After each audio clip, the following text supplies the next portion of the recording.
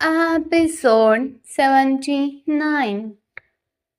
अब तक हमने देखा राज प्रेम को कपूर हाउस रुकने के लिए मना लेता है, जिसके बाद वह सबको उनके रूम में छोड़कर खुद विवेक के रूम में आता है और उसे बताता है कि उसने प्रेम को आज कपूर हाउस में रुकने को कहा है। साथ ही इसके पीछे की वजह भी बताता है। तो वहीं दूसरी तरफ अदिति प्रेम से पूछती है कि आज जो भी हुआ क्या उसने जानबूझकर किया है। अब आगे राज विवेक की सारी बात बताता है, जिसे सुनकर विवेक को गुस्सा आने लगता है। उसे प्रेम का यहाँ रुकना बिल्कुल भी पसंद नहीं आया था, लेकिन जब उसने राज की पूरी बात को सुना और उसके ऐसे करने की वजह को समझा, तब उसे समझ आया कि राज ने जो भी किया कहीं ना कहीं सही है, क्योंकि विवेक में कभी अपनी वजह से अदिति को कुछ भी हो यह नहीं चाहता था। इसलिए उसने सब समझकर एक गहरी सांस लेकर राज की तरफ देखकर कहा, अगर तुमने ये फैसला लिया है तो मुझे यकीन है काफ़ी सोच समझ कर लिया होगा।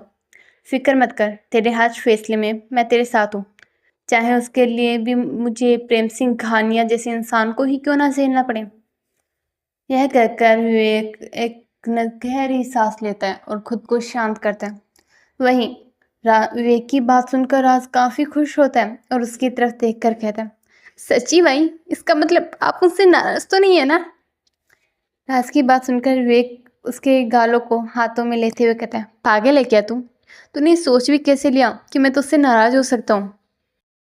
विवेक की बात सुनकर राज विवेक को गले लगा लेता है और उससे कहता है, थैंक्स भाई, मुझे समझने के लिए। आप दुनिया के बेस्ट भाई हो।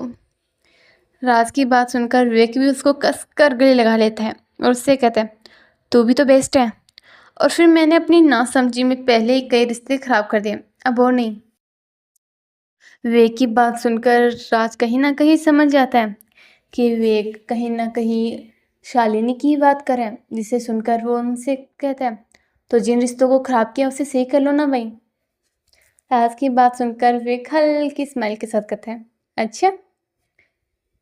विवेक का ये कहना राज उस पर कहता है, हाँ भाई, मैं जानता हूँ आप अपने और भाभी के रिश्ते की बात करें, और आप जो भी हुआ उसके लिए गिल्टी भी तो हो। ऐसे में माफ़ी मांगकर अपने रिश्ते को सही कर लो ना भाई। राज ये कहकर विवेक के जवाब की उम्मीद करने लगता है। वहीं विवेक राज की बात सुनकर उससे कहता है, ये इतना आसान नहीं है बच्चे। विवेक की बात सुनकर राज उससे कहता है, रिश्ते कभी आसान ही होते भाई, लेकिन अगर हम एक कदम किसी रिश्ते की तरफ बढ़ाए तो वो आसान बन जरूर जाते हैं। राज की बात सुनकर विवेक एक स्माइल के साथ उससे कहता है, काफ़ी समझदार हो गया मेरे छोटा भाई। विवेक की बात पर राज भी उससे कहता है, आप ही से सीखा है भाई सब कुछ। राज की बात पर विवेक के चेहरे पर एक गहरी मुस्कान आ जाती है और वह उनसे कहता है, अब जाओ और थोड़ी देर रेस्ट कर लो, और फिर अदिति से भी बात कर लेना। आज जो भी हुआ उसकी वजह से वह भी परेशान होगी ना। विवेक की बात सुनकर राज अदिति के बारे में सोचते हुए कहते हैं, हाँ भाई, परेशान तो है वो, और वो कहीं ना कहीं खुद को कसूरवार भी मान रही है आज के लिए। राज की बात सुनकर विवेक उससे कहते हैं, ठीक है, फिर तू उसे समझाना कि जो भी हुआ उसमें उसकी कोई गलती नहीं है। विवेक की बात पर हामी भरते हुए राज कहता है, मैं कोशिश करूंगा भाई। राज की बात पर विवेक उससे कहता है, गुड, अब जाओ रेस्ट करो, मैं भी थोड़ी देर रेस्ट करके नीचे आता हूँ। विवेक की बात पर राज हामी भरते हुए कहते हैं, ओके भाई। यह कहकर राज अपने रूम में चला जाता है और रेस्ट करने लगता है। वहीं विवेक भी रेस्ट करने लगता है, जिसके बाद सब पुराने किस्से उसे याद आने लगते हैं। वहीं दूसरी तरफ गेस्ट रूम में अदिति प्रेम से सवाल किए जा रही थी। अदिति, प्रेम बताओ, ये सब करने के पीछे क्या वजह थी? क्या तुमने ये सब जानबूझकर किया है? आखिर ऐसी भी क्या वजह रही कि तुमने हमारा रिश्ता ऐसे अनाउंस करना पड़ा? क्या ये तुम्हारा सोचा समझा प्लान था? क्योंकि मैंने तुम्हें पहले भी बताया था कि वहाँ विवेक भाई भी होंगे, तो ऐसे में अनजाने में कुछ भी होने की तो बात ही नहीं है। अदिति की बात पर प्रेम एक नज़र उसकी तरफ देखता है, जिसके बाद उसे याद आता है कि जब अदिति ने उसे सब कुछ बताया था तो कैसे उसने गुस्से में आकर फ़ोन कट कर दिया था। जिसके बाद फ्लैशबैक,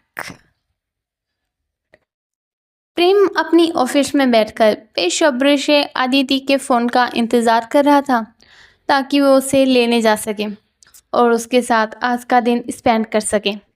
बहुत इंतज़ार करने के बाद आखिर में प्रेम के पास अदिति का कॉल आता है। वह जल्दी से फ़ोन उठाता है तो उसे अदिति बताती है कि वह आज नहीं आ पाएगी और इसका रीज़न भी, जिसे सुनकर उसे बेहद गुस्सा आता है और वह फ़ोन कट कर देता है।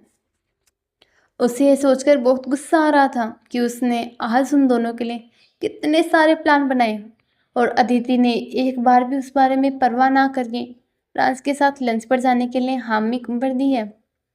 यही सोचकर उसने केबिन का सारा सामान गुस्से में आकर इधर उधर फैला दिया, जिसके बाद वह गुस्से में कार की चाबी लेकर अदिति की कॉलेज को निकलने लगा कि केबिन का दरवाज़ा खोलते हुए देव उसके सामने आकर खड़ा हो गया और उससे कहता है, प्रेम तुम इतने गुस्से में क्यों हो? क्या तुम इस तरह भाभी के साथ बाहर जाने वाले हो? देव की बात सुनकर प्रेम उसकी तरफ देखकर कहता है, उसे मेरे साथ बाहर जाने से ज़्यादा अपने दोस्त के साथ जाना पसंद है। प्रेम को इस तरह गुस्सा करता देख और उसकी बात का मतलब ना समझकर देव से कहता है, मतलब? देव की बात पर प्रेम उसकी तरफ देखकर उसी गुस्से में कहता है, मतलब ये है कि, यह कहकर प्रेम देव को सारी बात बताता है, जिस पर देव एक गहरी सांस लेकर कहता है, अगर बात यह है तो मुझे नहीं लगता आपको इतने गुस्से में उनकी कॉलेज में जाना चाहिए।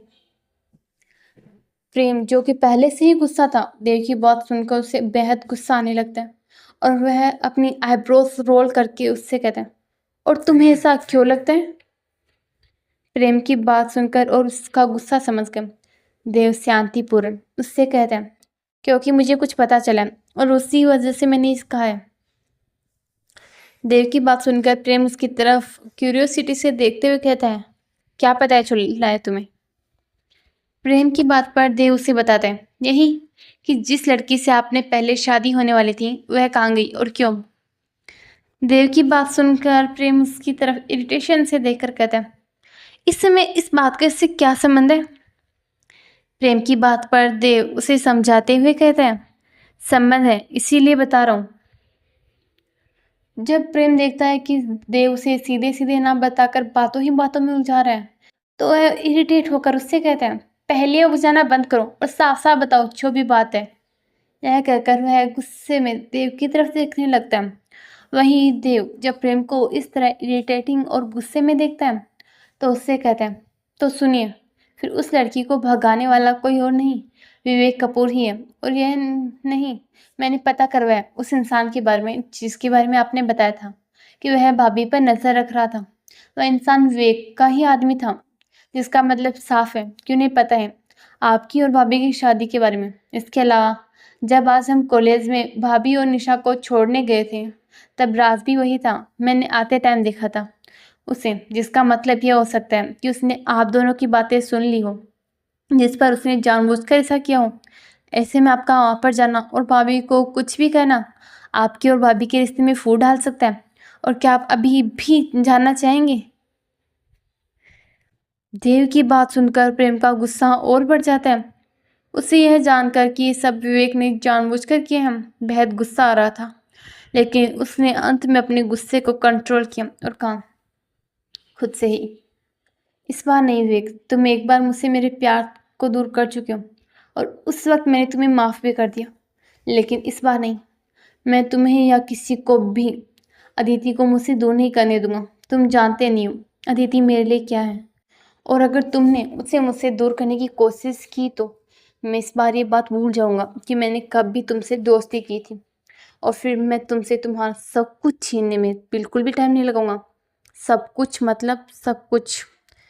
अपने मन में ये सब कहकर प्रेम देव की तरफ देखकर उससे कहता है, अब वक्त आ गया मेरे सबसे अच्छे दोस्त से मेरी वाइफ को मिलाने का, इसलिए तैयारी करो।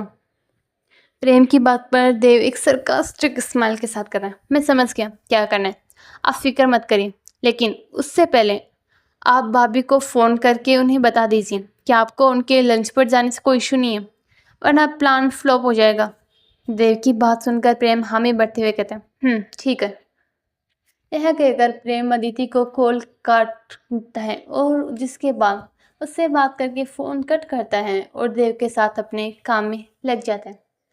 Present day. Hey dear listeners, कैसा लगा आपको आज का पाठ? ज़रूर बताना। और आपको क्या लगता है, क्या होगा आगे इन सबकी ज़िंदगी में? क्या मोड़ लेगी इनकी कहानी? और क्या प्रेम ने जो किया वह सही था? और आपको क्या लगता है, पास्ट में कौन गलत होगा, प्रेम या विवेक? और आपको कौन सा करेक्टर सबसे ज़्यादा पसंद है, बताएगा ज़रूर। तो चलिए मिलते हैं जल्दी अगले पार्ट में। तब तक के लिए बाय बाय।